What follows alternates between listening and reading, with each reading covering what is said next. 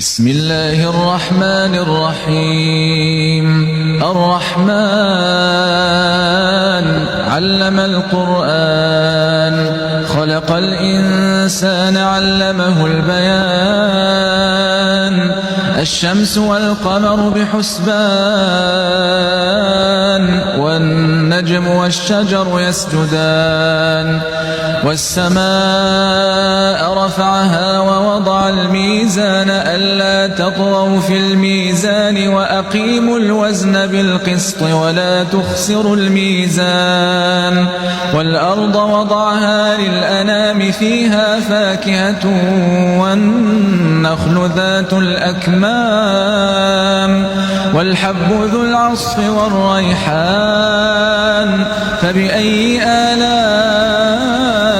ربكما تكذبان خلق الإنسان من صلصال كالفخار وخلق الجان